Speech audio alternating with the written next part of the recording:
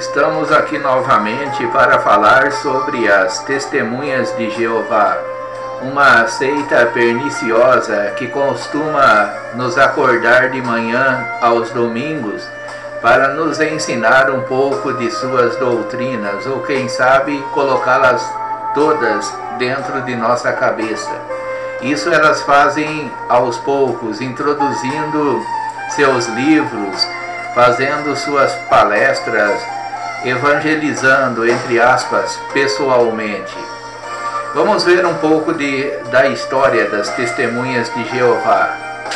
Muitas pessoas os confundem com cristãos, mas suas ideias são bem diferentes. O surgimento desse grupo se deu com um americano nascido na Pensilvânia, em 1852, Charles Taze Russell. Com 18 anos, organizou uma classe bíblica cujos membros fizeram dele um pastor, mas ele não fez curso de teologia ou coisa parecida.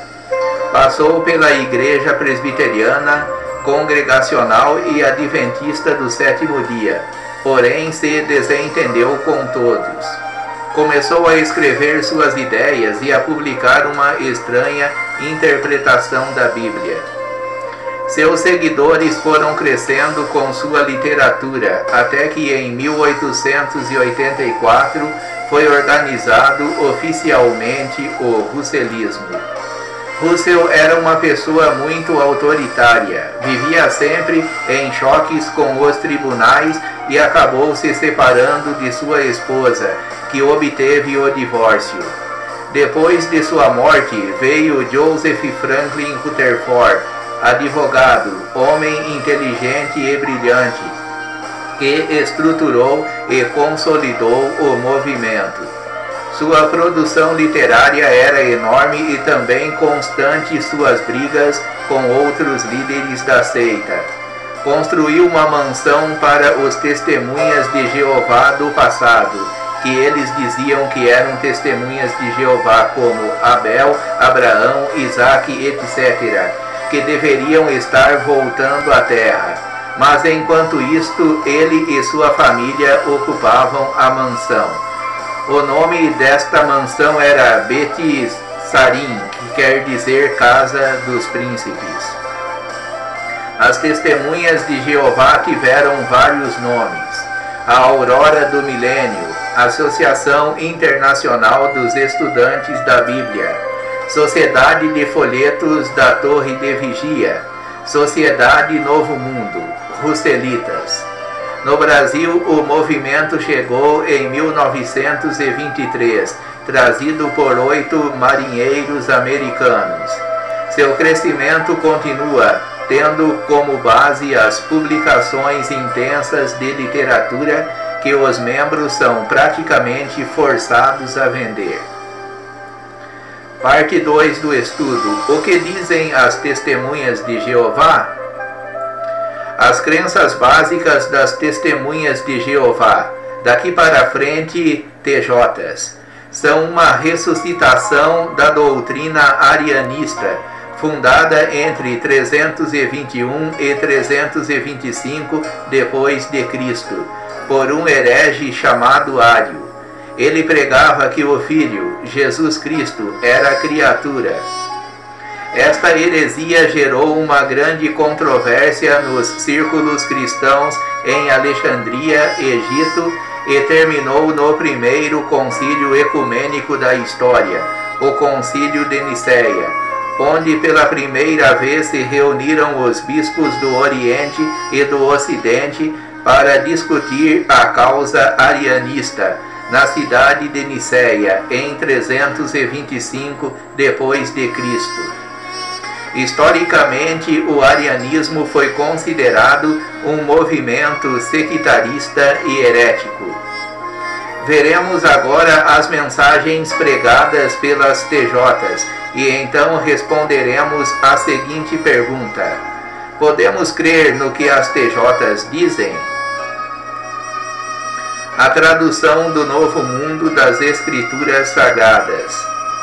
Ao falar acerca destes assuntos, como de fato costuma fazer em todas as suas epístolas, nas quais há certas coisas difíceis de entender que os ignorantes e instáveis deturpam, como também deturpam as demais escrituras para a própria destruição deles.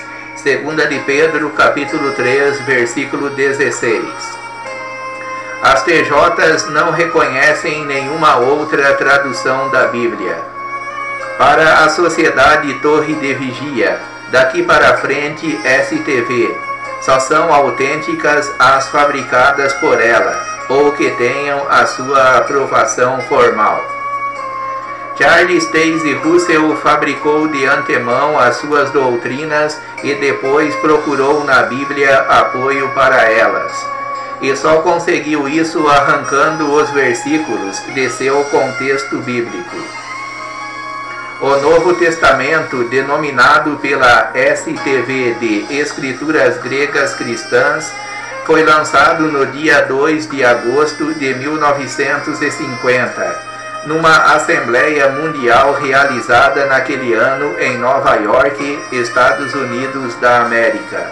A Bíblia completa num só volume foi publicada em 1961 pela STV. Como nenhum dos seus líderes conhecia as línguas originais da Bíblia, hebraico, aramaico e grego, publicaram algumas versões já conhecidas.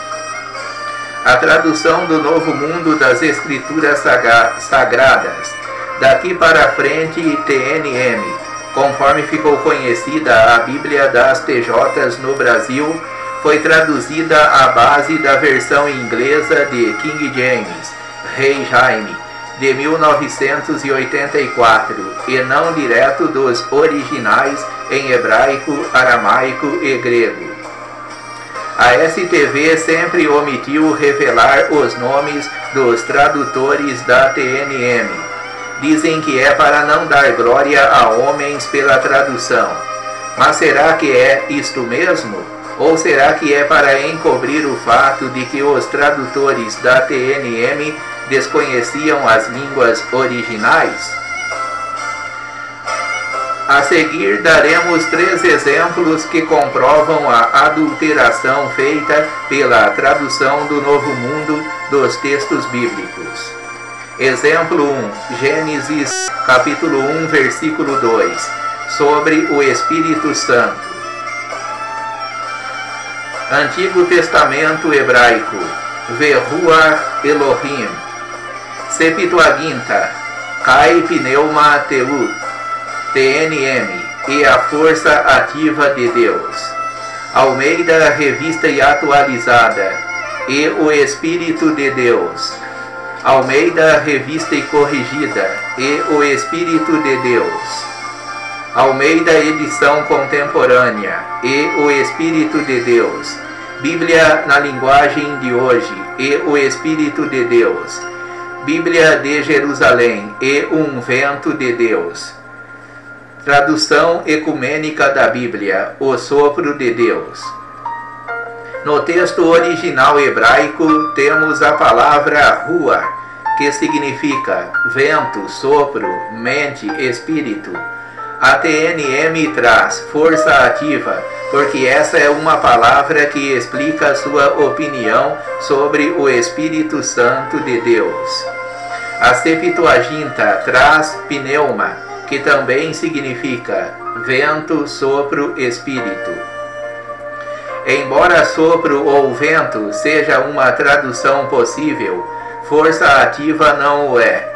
Na maioria das vezes, o contexto aprova e a analogia do Novo Testamento, daqui para frente, NT, apoia firmemente a ideia de que Ruach é o Espírito Santo de Deus.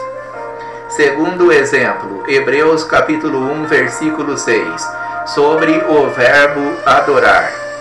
Novo Testamento grego, Kai proskinesatosan. Tradução Novo Mundo das Escrituras, lhe prestem homenagem. Almeida, revista e atualizada, o adorem. Almeida, edição contemporânea, o adorem. Nova Versão Internacional, o adorem. Bíblia na linguagem de hoje, o adorem. Nova Tradução Viva, o adorem. NTFL, o adorem. Bíblia de Jerusalém, adorem-no. Tradução ecumênica da Bíblia, prostrem-se. No grego, o verbo proskinel significa ajoelhar-se perante alguém, prostrar-se, adorar. Este verbo também aparece no Novo Testamento, se referindo ao Pai. Mateus capítulo 4, versículo 10.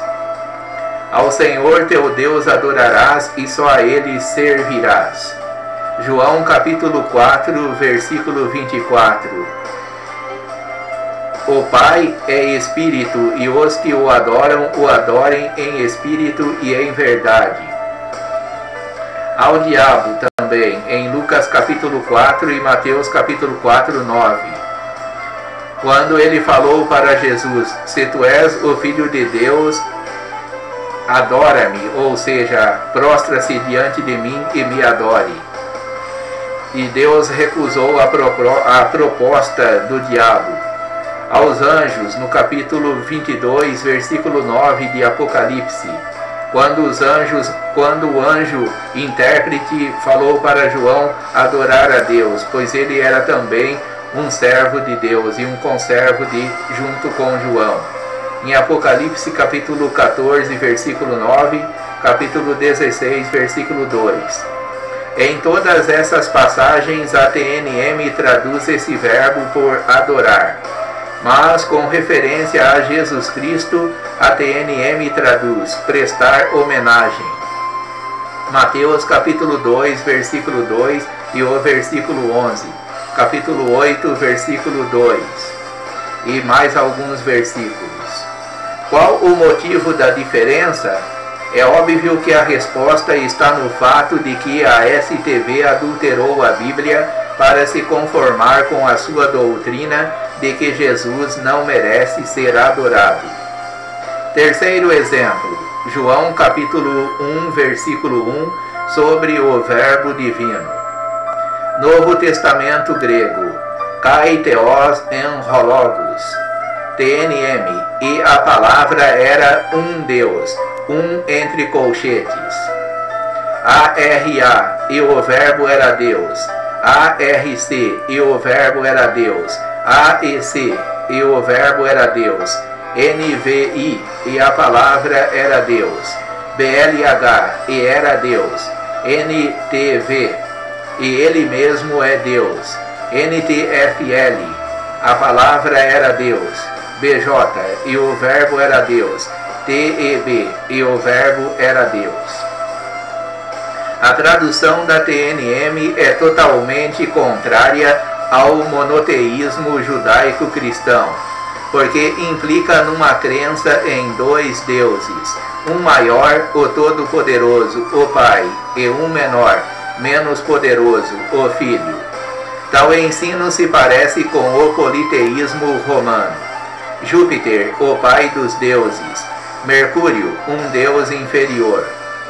As TJs recusam a admitir a Trindade em unidade, por isso adulteram o sentido bíblico original.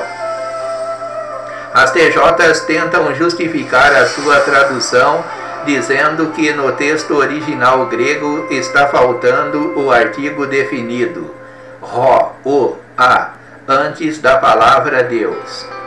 Por isso a STV se acha no direito de traduzir com artigo indefinido, e a palavra era um Deus. Mas acontece que há outras passagens parecidas, que da mesma forma não aparecem com o artigo definido, e nem por isso a TNM usou o artigo indefinido um, o que prova, mais uma vez, o uso de dois pesos e duas medidas. Em João capítulo 1, versículo 6, a palavra teós está sem o artigo definido, e a TNM não traduziu. Houve um homem enviado por um Deus. A palavra grega sarkis, carne, está sem o artigo no texto grego de João capítulo 1, versículo 14. E a TNM não traduziu. E a palavra se fez uma carne. Da mesma forma ocorre em João capítulo 1, versículo 18, quando a palavra theos vem desacompanhada de artigo definido. Mas a TNM não traduziu. Um Deus nunca foi visto por alguém. E assim fica provada a inconsistência da TNM. Os nomes de Deus. As TJs ensinam que Deus tem apenas um nome, Jeová. É íntimo de alguém cujo nome pessoal não conhece? Para as pessoas a quem Deus é sem nome, ele a miúde é meramente uma força impessoal, não uma pessoa real, não alguém que conhecem e a quem amam, ou com quem possam conversar do fundo do coração por meio da oração. Os verdadeiros cristãos têm a comissão, dada por Jesus Cristo, de fazer discípulos de pessoas de todas as nações. Ao se ensinar a tais pessoas, como seria possível identificar o verdadeiro Deus como sendo diferente dos deuses falsos das nações? Unicamente pelo uso de seu nome pessoal, conforme faz a própria Bíblia. Vários termos hebraicos são usados para Deus na Bíblia. Ensinar que Deus tem apenas um nome e que esse nome é Jeová, como fazem as TJs, é um grande erro. Na verdade, a palavra Jeová não aparece no texto original da Bíblia. O nome correto é Yahvé. Os nomes de Deus não são apenas um apelativo e nem simplesmente uma identificação pessoal, mas são inerentes à sua natureza e revelam as obras e os atributos de Deus. 1. Ele, Deus. Este nome parece significar aquele que vai adiante ou começa as coisas. Segue-se alguns versículos que não estão escritos, apenas vou dizer aonde se encontram. Gênesis capítulo 16, versículo 13. Capítulo 31, versículo 13. Capítulo 35 de Gênesis, versículos 1 a 3. Capítulo 21, versículo 33. Êxodo capítulo 20, versículo 5. Capítulo 34, versículo 14. Deuteronômio capítulo 7, versículo 9. Salmo 42, versículo 9. 99, versículo 8. Isaías capítulo 40, versículo 28. 2. El Elyon, Deus Altíssimo. Designa Deus como o alto e excelente, o Deus glorioso. Gênesis capítulo 14, versículos 19 e 20. Números capítulo 24, versículo 16. Deuteronômio capítulo 32, versículo 8. Salmo capítulo 7, versículo 17. 3. Elohá, singular, e Elohim, plural, Deus. Revela a plenitude das excelências divinas. Aquele que é supremo, o Criador. Bereshit bara Elohim et Hashamayim ve'et haaretis. Bereshit bara Elohim et Hashamayim ve'et haaretis. No princípio criou Deus os céus e a terra. A declaração de Gênesis 1:1. Bereshit bara Elohim et Hashamayim ve'et haaretis. Criar, o verbo bara, criar no singular, e o sujeito Elohim, Deus no plural. E isso dá pistas da unidade de Deus na Trindade, melhor revelada no Novo Testamento. A declaração de Gênesis capítulo 1, versículo 1, apresenta o verbo bara, que no hebraico significa criar do nada. A criação é ex nihilo, é Deus criando do nada todas as coisas. Isso nos dá uma pista, pois O sujeito Elohim, Deus, está no plural. Agora o verbo criar, bará, está no singular. Isso nos dá uma pista da unidade de Deus na Trindade, que é melhor compreendida no Novo Testamento. O nome Elohim aparece 680 vezes no Antigo Testamento. 4. El Shaddai, Deus Todo-Poderoso. Deus é todo-poderoso e dá a vida, alimentando-a e tornando-a frutuosa. Gênesis capítulo 17, versículo 1 e segmentos. 5. Adonai, Senhor. Nele se expressa a soberania de Deus no universo. Gênesis capítulo 18, versículo 3 e segmentos. 6. Iavé e Iavé de Sabaote ou Iavé de Sebaote. Senhor, Senhor dos exércitos. É o nome mais pessoal do Deus de Israel e também é escrito pelas 4 consoantes. Yud, Re, Vav, Re, o tetragrama. A língua hebraica escrita não tem vogais, apenas consoantes. Os judeus pronunciavam as vogais porque conheciam as palavras de cor. Mas o hebraico passou por um grande período sem ser falado pelo povo judeu, de modo que muitos esqueceram a pronúncia correta de algumas palavras, dentre as quais Iavé, pois evitavam sempre pronunciá-la por questões de reverência. Êxodo capítulo 20, versículo 7.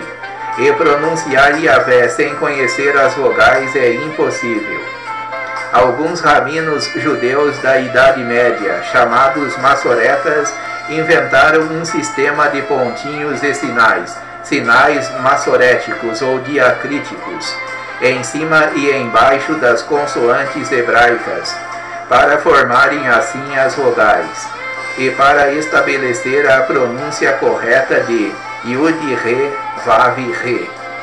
Fundiram as vogais de Adonai, que ainda era conhecida nas consoantes YHWH. Daí saiu a pronúncia Yehová, que ao passar para o português ficou Jeová. Jeová é uma forma híbrida do nome de Deus. Gênesis capítulo 21, versículo 33. Êxodo capítulo 3, versículos 14 e 15. Além dos nomes em hebraico no Antigo Testamento, existem também os nomes em grego no Novo Testamento. São eles: 1. Theos, Deus. Dos nomes gregos é o mais comumente usado no Novo Testamento. 2. Kyrios, Senhor, é o segundo mais utilizado no Novo Testamento. 3. Pater e Abba. Abba é hebraico, ou melhor, aramaico, que significa pai, paizinho. Também se encontra no Novo Testamento. É o nome que expressa intimidade com Deus. Observação: no Novo Testamento original grego não aparece a palavra Jeová, pois se trata de uma palavra hebraica. Mas ainda assim as testemunhas de Jeová insistem em acrescentar a palavra Jeová onde não existe. A doutrina da Trindade. As testemunhas de Jeová negam veementemente a doutrina bíblica da Trindade e ainda distorcem o verdadeiro ensinamento da doutrina. Observe: a doutrina, em resumo, é de que há 3 deuses em um. Deus Pai. Aqui é eles que dizem isso.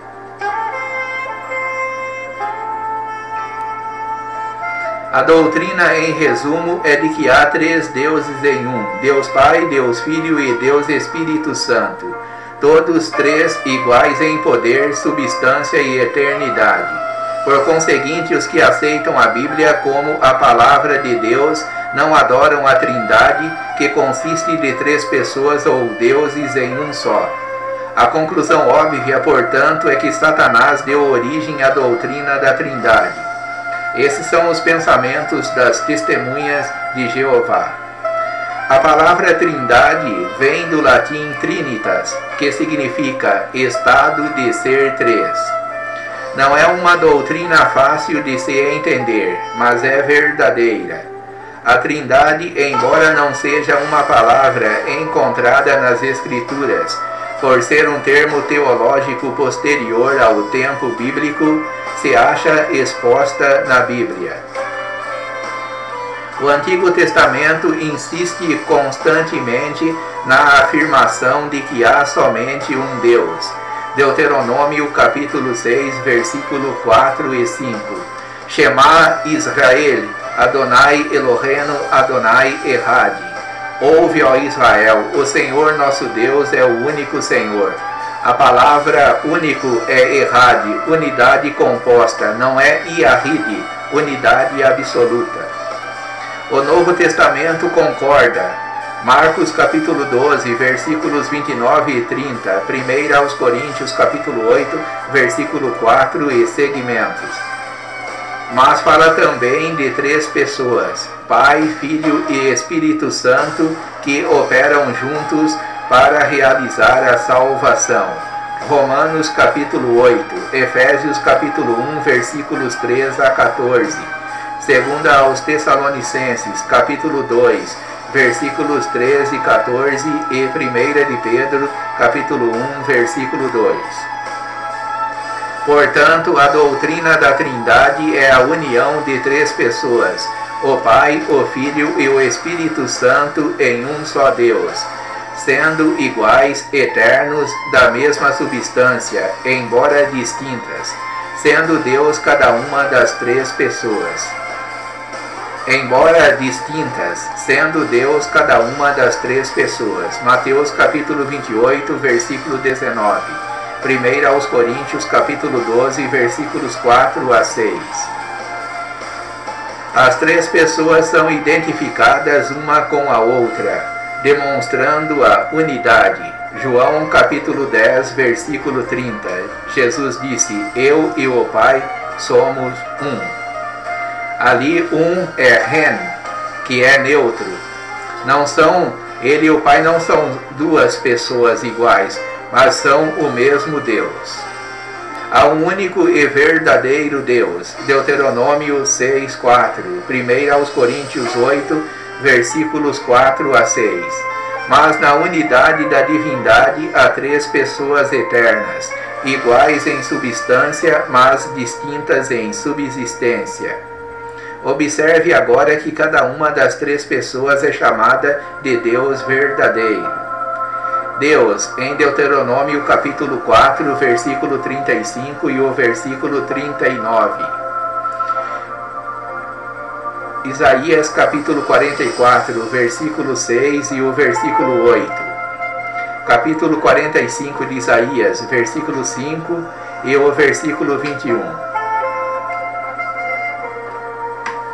O Pai é Deus. João capítulo 17, versículo 3.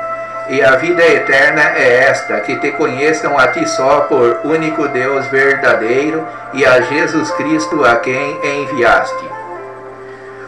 O Filho é Deus. João capítulo 1, versículo 1. No princípio era o Verbo, e o Verbo estava com Deus, e o Verbo era Deus.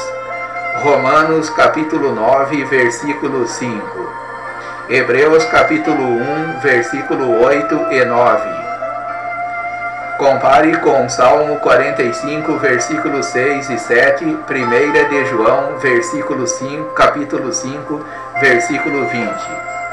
O Espírito Santo é Deus. Atos capítulo 5, versículo 3 e o versículo 4.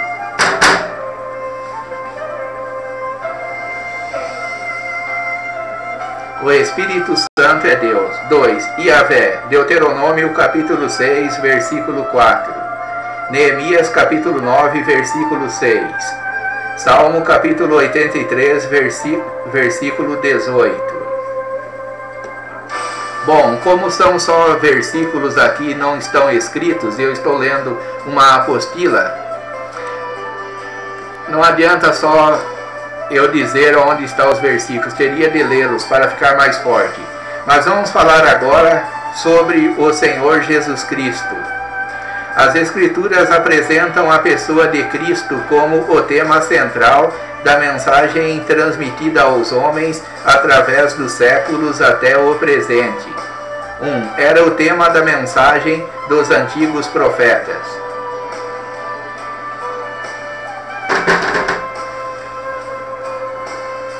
3. Era o tema da mensagem dos antigos profetas. Atos capítulo 3, versículo 20. Compare com Atos capítulo 10, versículo 43. 2. Foi o tema da mensagem dos apóstolos. Atos capítulo 5, versículos 41 e 42. Ver também Atos capítulo 9, versículos 19 e 20.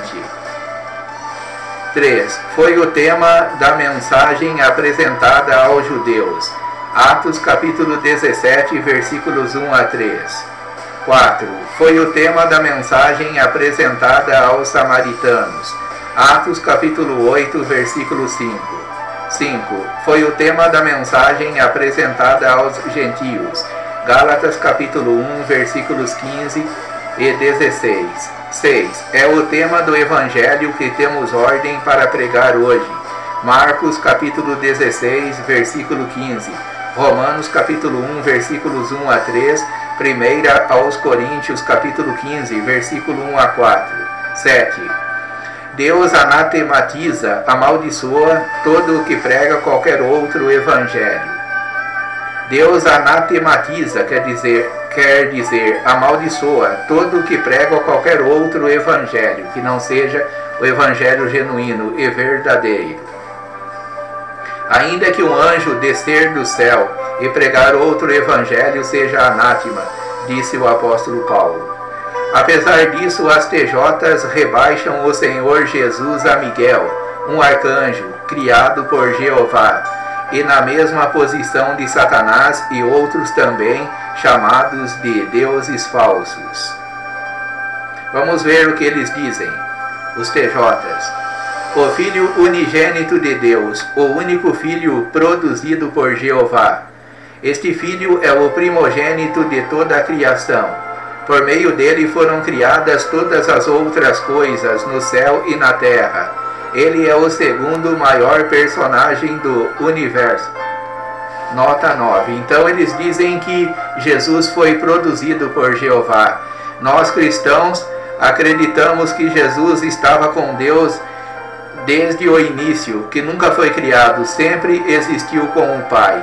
Ário é que dizia que houve um dia em que o Verbo foi criado. Mas nós cristãos não cremos como o apóstata Ário, que foi condenado pelos pais da igreja. Nós cremos que Jesus sempre existiu com o Pai, o Deus Filho. No princípio era o Verbo, e o Verbo estava com Deus, e o Verbo era Deus. Então é isto que nós cremos. Jesus não é um Deus menor, porque se existissem um Deus maior e um Deus menor, isso seria politeísmo. E a unidade de Deus é absoluta. Ou seja, Deus é o único Deus. Errad é uma unidade composta. Ou seja, Deus é composto de 3 pessoas. Falei absoluta aqui? Me desculpem, mas o que quero dizer é que a palavra Errad, único, que aparece ali, Shema Israel, Adonai Elohenu, Adonai Errad. Ali Adonai Errad, o Senhor é único. Único ali significa unidade composta, não é unidade absoluta. Para unidade absoluta temos a palavra hebraica Yahid. Então é isso. O Pai, o Filho e o Espírito Santo, 3 pessoas distintas numa única divindade. Eles dizem aqui, os testemunhas de Jeová: é portanto razoável que o arcanjo Miguel seja Jesus Cristo, só se for razoável para eles, porque Jesus ele repreendia os demônios. E quando Miguel estava contendendo com o diabo a respeito do corpo de Moisés, ele falou: o Senhor te repreenda. E Jesus repreendeu os demônios e repreendeu o próprio Satanás. E repreende o próprio Satanás até hoje. O anjo mais importante, tanto em poder como em autoridade, é o arcanjo Jesus Cristo, também chamado Miguel. Aqui novamente eles dizem que Jesus é um arcanjo e que é o arcanjo Miguel. Bom, não há raciocínio que possa suportar tamanha blasfêmia e tamanho desvio das Escrituras. Mas não é Jesus chamado de Deus na Bíblia? Aqui eles estão fazendo uma pergunta, os TJs, e colocando Deus em letra minúscula. Poderá perguntar alguém: isto é verdade, contudo Satanás também é chamado de Deus. Segundo aos Coríntios, capítulo 4, versículo 4. Aqui eles equiparam Jesus a Satanás. É tantas blasfêmias que nem dá para contar. Vejamos então o que a Bíblia nos diz sobre o Filho de Deus. A humanidade de Jesus Cristo. Jesus Cristo era o Filho do homem, conforme ele mesmo se proclamou. Nessa qualidade, ele é o representante de toda a humanidade. Para ele convergem as linhas de nossa comum humanidade. Sua humanidade é demonstrada, pela sua ascendência humana. E vindo à plenitude dos tempos, Deus enviou seu Filho, nascido de mulher, nascido sob a lei. Gálatas capítulo 4, versículo 4. Mateus capítulo 1, versículo 18, que fala sobre o nome de Jesus. Mateus capítulo 2, versículo 11. João capítulo 2, versículo 1. Hebreus capítulo 10, versículo 5. 2. Por seu crescimento e desenvolvimento naturais, Jesus crescia em graça e em sabedoria diante de Deus e dos homens. Lucas capítulo 2, versículo 40. 3. Por sua aparência pessoal. Jesus não era como os docetistas falavam, ele apenas aparentava ser humano, ele era um ser humano mesmo. Por possuir natureza humana completa, inclusive corpo e alma, ou espírito. Jesus tinha um corpo e tinha uma alma também. Ver Mateus capítulo 26, versículo 12. 5. Pelas suas limitações humanas, mas sem pecado. Mateus capítulo 8, versículo 24, capítulo 21, versículo 18. Jesus tinha as suas limitações humanas, ele sentiu fome, ele sentiu sede, ele sentiu cansaço, mas nem por isso ele tinha pecado. Os adventistas do sétimo dia dizem que Jesus tinha uma natureza decaída. Mesmo quando andava aqui na terra, ele tinha uma natureza decaída. Não cremos nisso. Jesus foi o único homem perfeito nessa terra e sem pecado. Pelos humanos que lhe foram dados, por ele mesmo e por outros. Então, Lucas capítulo 19, versículo 10 diz que o Filho do Homem veio buscar e salvar o que se havia perdido. 1 Timóteo capítulo 2, versículo 5 diz: porque há um só Deus e um só mediador entre Deus e os homens, Jesus Cristo o homem. Paulo falou que Jesus era homem. O próprio Jesus se chamava Ben Enoshi, filho do homem, por causa da sua natureza humana. 7. Pela relação humana que ele mantinha com Deus. Por isso que ele tinha uma relação com Deus como um ser humano.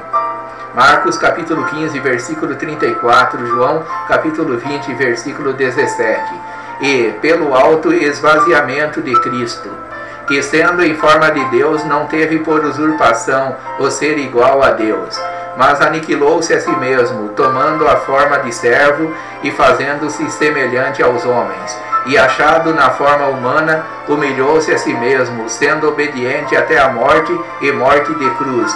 Pelo que Deus lhe deu o nome que está sobre todo nome, para que ao nome de Jesus se dobre os joelhos dos que estão nos céus e na terra e debaixo da terra, e toda língua confesse que Jesus Cristo é o Senhor, para a glória de Deus Pai.